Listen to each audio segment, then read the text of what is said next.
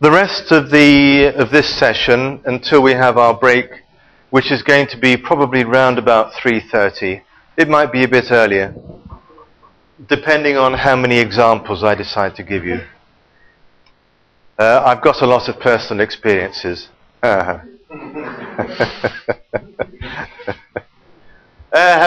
Right, this is presenting the talk. This is you. You're standing behind the podium, the lectern, and there's a laptop, hopefully in front of you. Hopefully it's not somewhere over there where you have no control over it. And you're standing in front of an audience of 247 scientists in a darkened room. They can see you, but you can't see them. Or maybe you can see them, which is even worse. And you can see their eyes looking at you. Oh dear, this is when the heart starts to beat quickly. And you think, I really don't want to be here. I wish there was a big hole that would open up. Or maybe I can just fall asleep and wake up when my talk is finished. Well, has that happened to me? I can't remember, actually. A lot of my childhood, just sort of, I don't remember it. Well, it wasn't my childhood, but my early adulthood as well. Can't remember it. Right. Do prepare yourself properly before the start. Try to relax. And I've got some examples. Well, I'm not going to demonstrate. One of them's a bit silly, but it's very effective. Actually, Zorka, you may have been on one of the training courses when you were advised to lie on the floor. Do you remember that one? Okay, well, one of the ways of... I've got an example. Oh, you can't remember. Don't worry. It may not have been you. You may have... It was a traumatic experience. Yes. Right. I've actually conducted a choir for my sins over the years. It's very fun. Well, it's very amusing to watch some of the people in the choir when they start singing. Conductor beats and they're supposed to come in, and you see them take this enormous breath in the wrong place.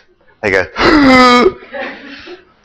as they're about to start, and you see the shoulders go up, and the air's just stuck up here. Oh dear.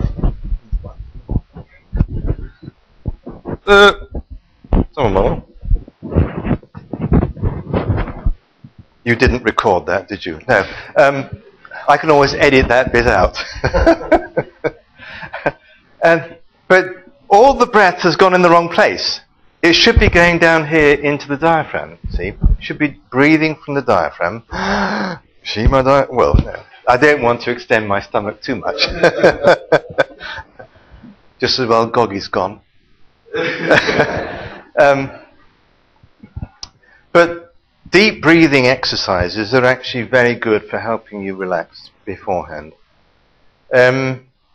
One of the exercises that, and I've been to some acting classes, so these are exercises that actors are given. And one of them for helping you to relax the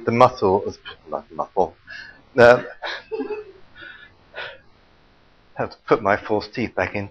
The muscles of my diaphragm is actually lying on the floor.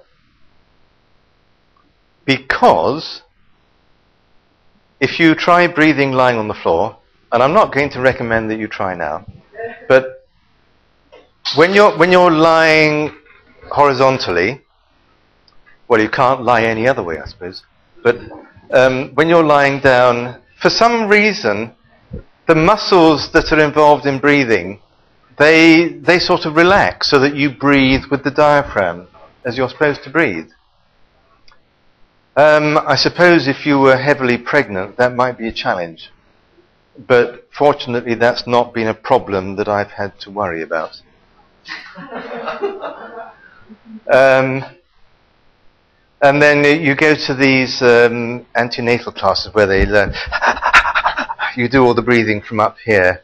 No, you don't do that when you're giving a scientific presentation. You breathe from the diaphragm. So, oh yes, that's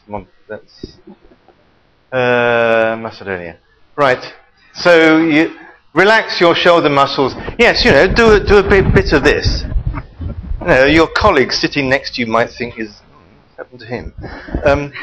But it does actually work. It helps relax muscles. And what if you go to an acting class? They say helping you. You just sort of do this and go all floppy. Just what? I can fly. Fly! Yes. Letty. Da. So, well, if I smoke the right stuff, I can easily fly. So, okay, relax. What? He said that on TV. It's recorded.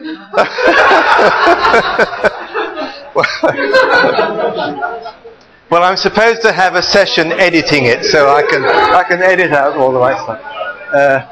Okay, check. No, this is serious now. Check that your notes are in order, and also something. And I do have this. Have a PDF version of your presentation available as well, just in case there are any last-minute problems with the computer that you're going to use. Check that you have a drink. I've got a drink here. One of the signs of fear is that when you start to speak, your mouth dries up. You lose the saliva from your mouth. I don't know whether anybody has experienced that.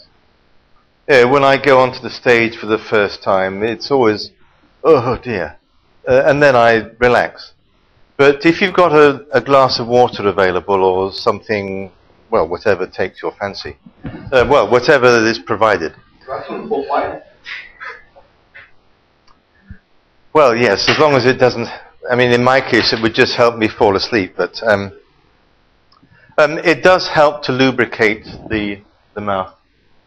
Then check how the microphone works. Yes, I've got a slide coming up later on using the microphone.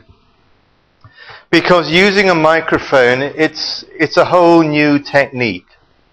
It's something that you've got to be aware of, and I've got some comments that I'll make about the microphone coming up. But microphones can be a mixed blessing.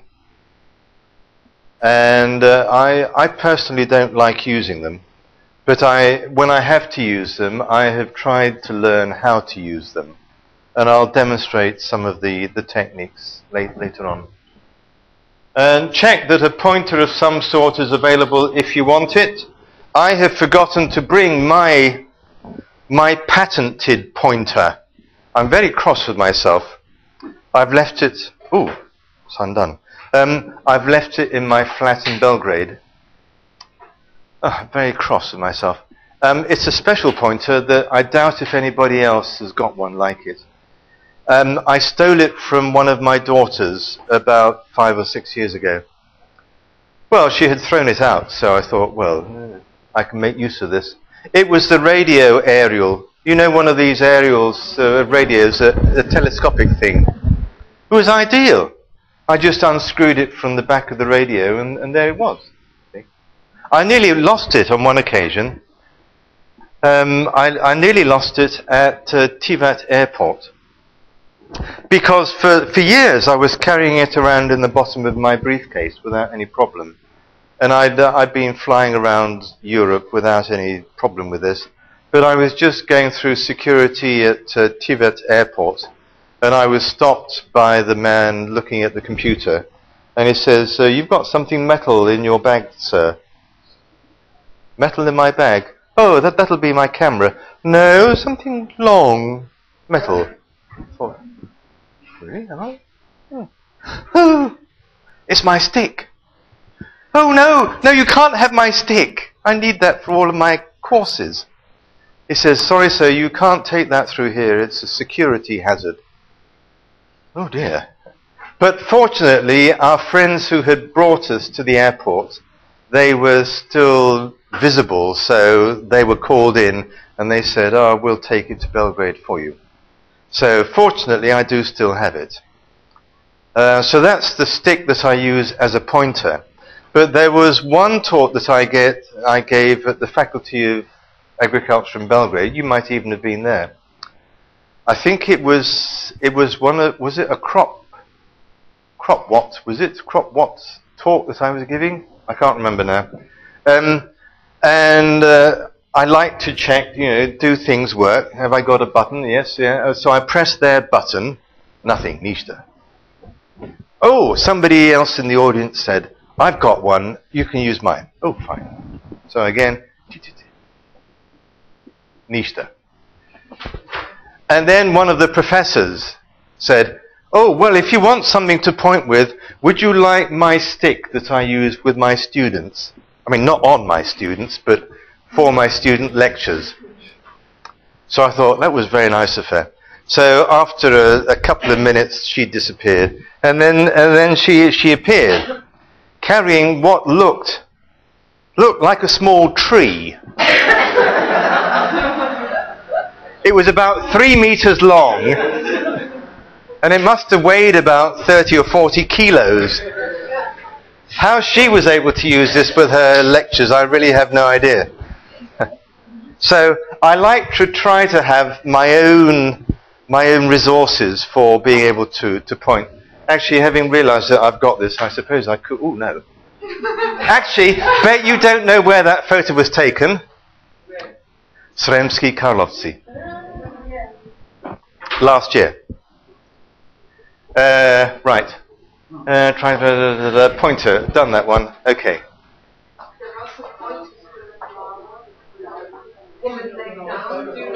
Oh, no, I haven't seen those. Oh, you must give me the details afterwards.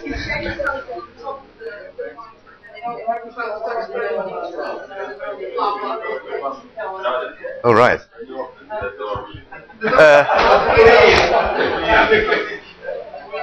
Have we come to a natural break? Oh, it's the Nema Vazduha. So, oh, I've got that bit about nerves again. Right.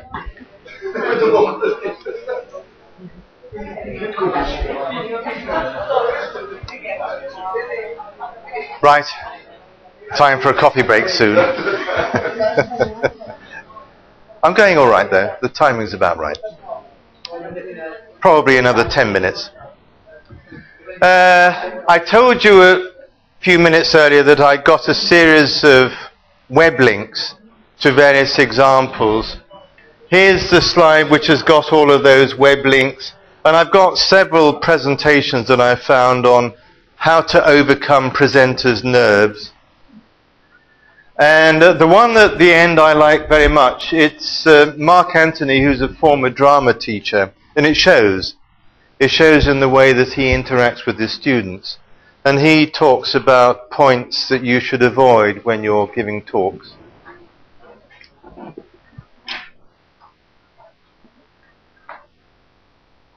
Getting nervous before a presentation is normal. Well, I say even I do this, but I have to admit not very often. I think I might be more nervous if I was giving a talk in a genuine conference. In an environment like this, it's not a problem. But yes, I would get nervous, but I wouldn't show it.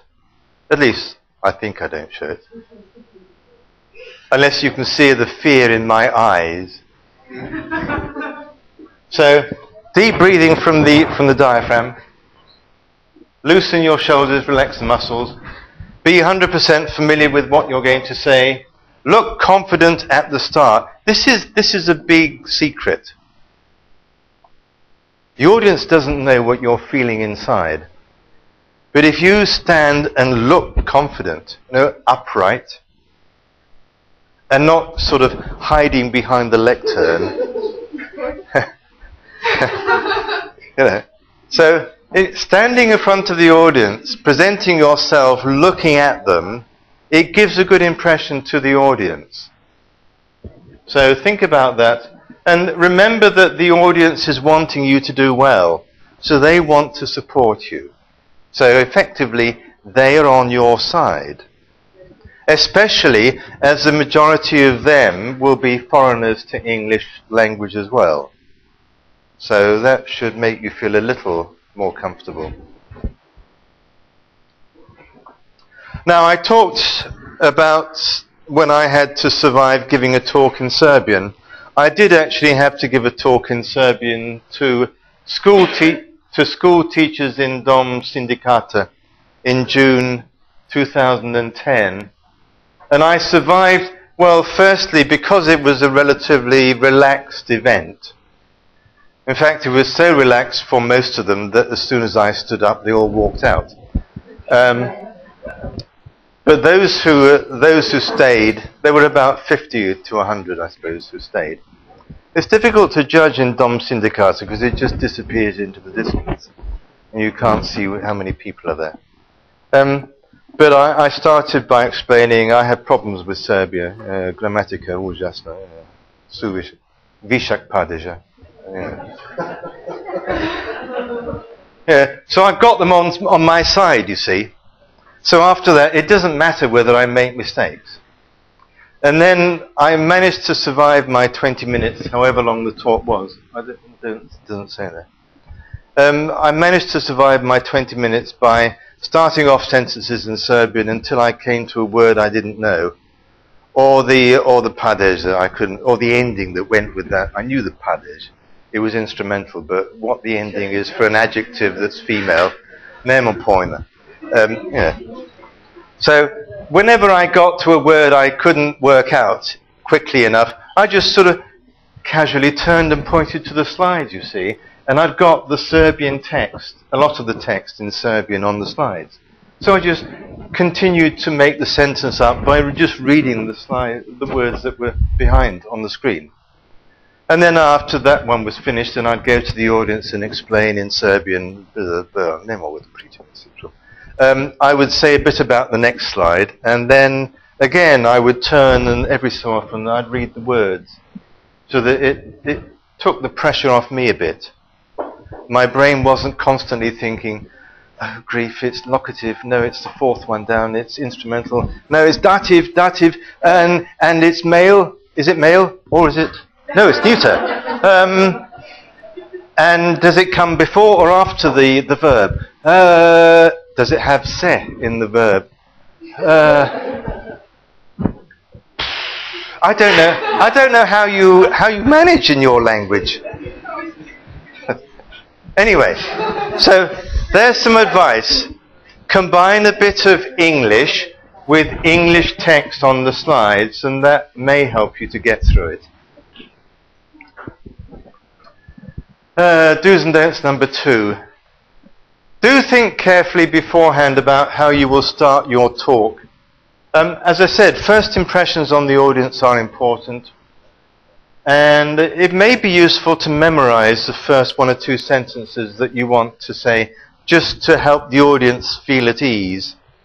Like when I was at a meeting in Vrnik, I would say, well, my talk was quite early on, so I would apologize for them having to get up early to come and listen to me at 8:30 in the morning, but I'm determined that you're going to enjoy the experience, and I'm going to be talking to you about blah, blah, blah. There was one occasion, I remember I was on the side for some reason, and I had to walk over there, and I got my words, yes, I memorized this. Okay. Blank. Blank. What am I going to say? And then, just as it was beginning to get too long a pause, the words came to me. But nowadays, I don't bother working it out beforehand. I just make it up as I go along. Not the science, you understand, but the introductory bit. Okay, so, and it's much better by starting by looking directly at the audience. Ignore the chairman. I've got another slide that mentions the chairman. Ignore the chairman. I mean, you can say thank you. But that's it. These are the people who want to hear you. So stand and look at the audience and then speak at them.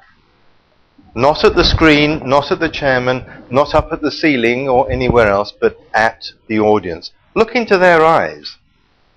Now you see, people normally don't like to make eye-to-eye contact. Somehow that's a bit personal.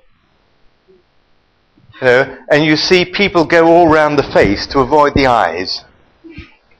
Now, were you at that exercise in the Faculty of Biology? Oh, you didn't know? That was a good one. Where this was a technique used by actors to get you to be more relaxed, communicating with people. And you put one person in the middle, and you have all of the others. There were about 15 of them in a sort of semicircle round you. And the one in the middle has to look at each one in turn into their eyes. Go round one by one, making eye contact. And you could see some of them, and these were university professors. It was on a Tempest project.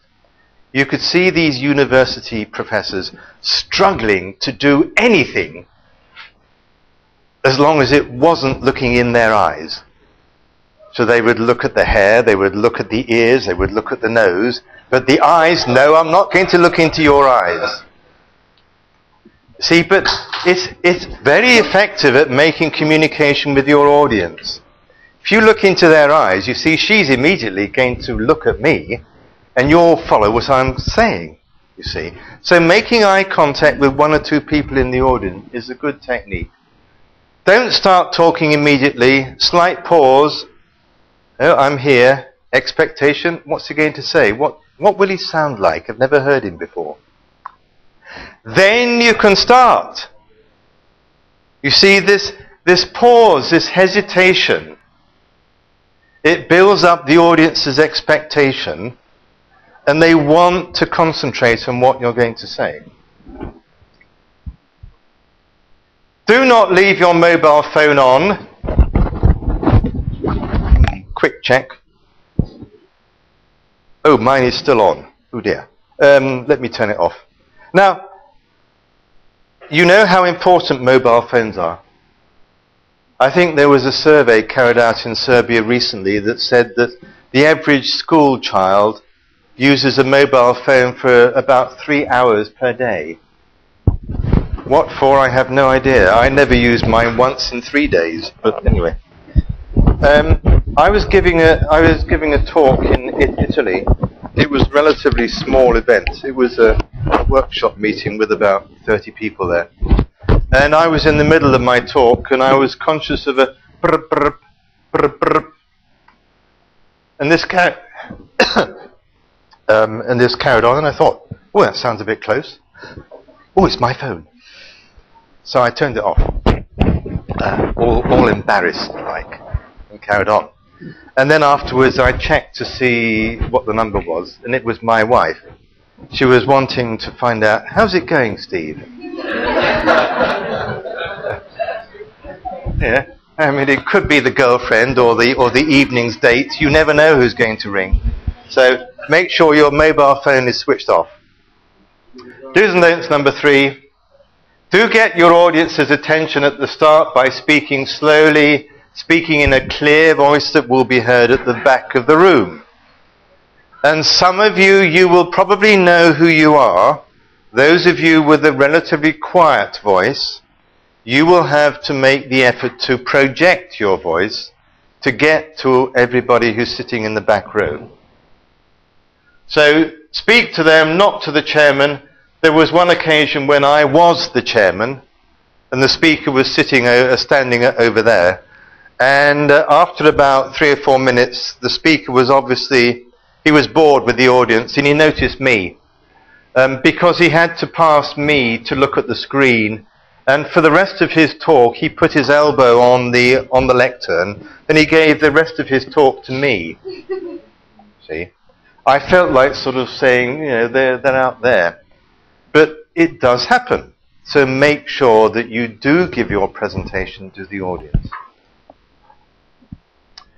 Do not rock from one foot to the other or sway from side to side.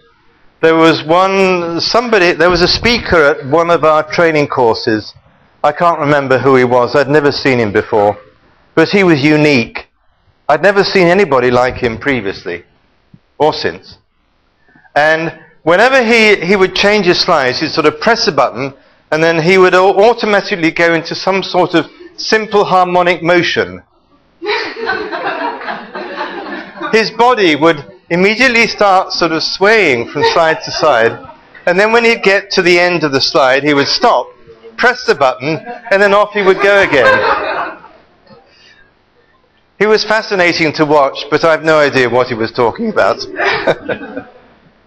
And also, you know about this, the Symposium Speakers Shuffle. I have one of my students this year. Some of my students have to give presentations, and one of them, he was a beautiful example. He's actually a doctor from Libya, and he was giving his talk, and he was doing the Symposium Speakers Shuffle, but in his case, he had found a spot where the floorboards made a noise. So he would go.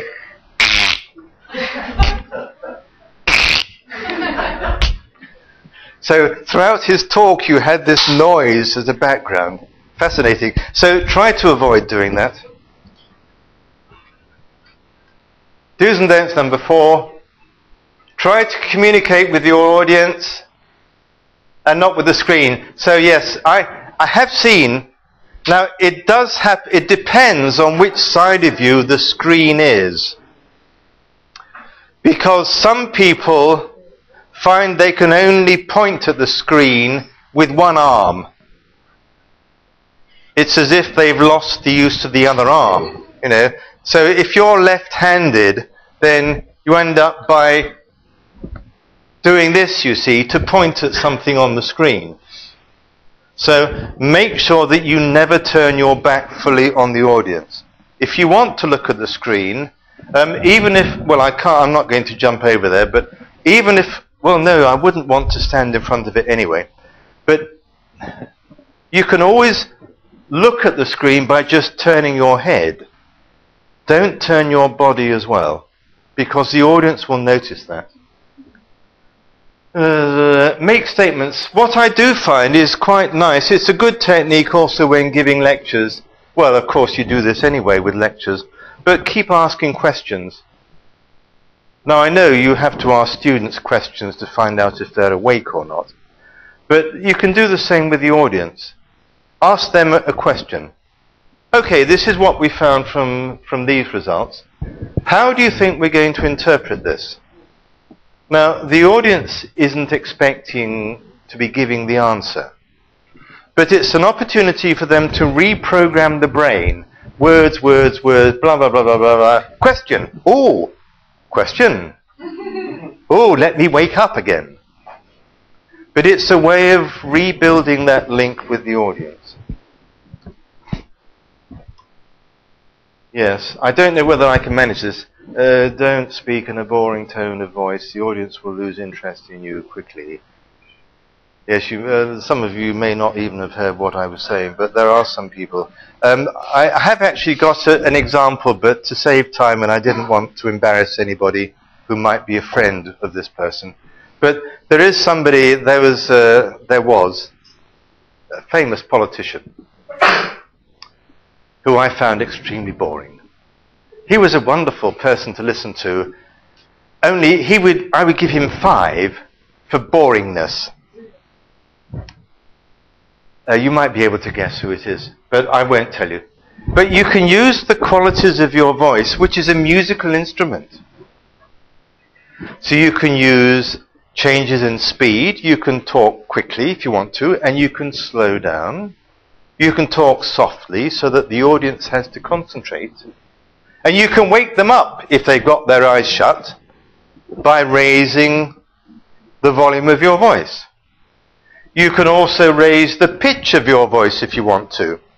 If you want to get to the back of the room, you may be much more effective at reaching the back if you talk higher, at a higher pitch, than talking with a low pitch. I mean, I wouldn't want to do that, but it is one of the qualities that you've got. So try to use your voice as a musical instrument.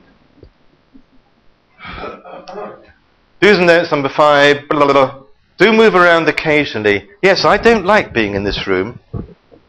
Well, the room, I've got nothing against the room. But I'm conscious, you see, I'm talking to you, but I'm also taking in feedback from my surroundings. And I know that if I move over here, then Tara can't see the screen. Well, you can see a bit of it.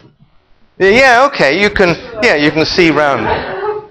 But you see, you've got to be conscious of your surroundings. So I can't stand here, even though it's where the camera is pointing. And if I go over here, well, I'm disappearing. So I'm stuck between there and here. I suppose I could go walk over here, but, well, you see the camera's fixed over there, so I can't move too far. But I do not like to stay in one place. I feel uncomfortable if I'm stuck behind a lectern. But if you are going to move for a purpose.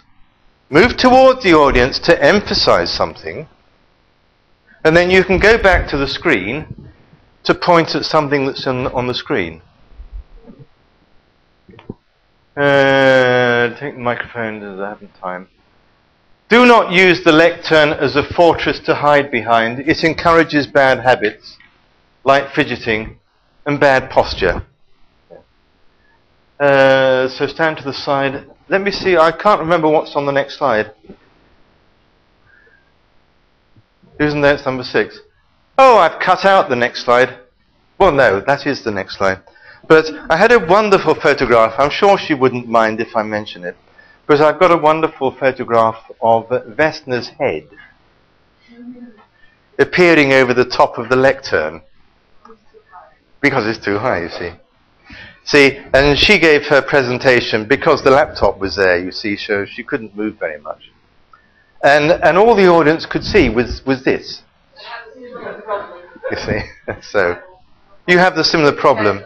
Yes. You see, so be aware of your environment if you can. Do use a microphone correctly. A lot of people don't know how to use a microphone. They think if it's in front of them, they don't have to speak up. The microphone will amplify what they say.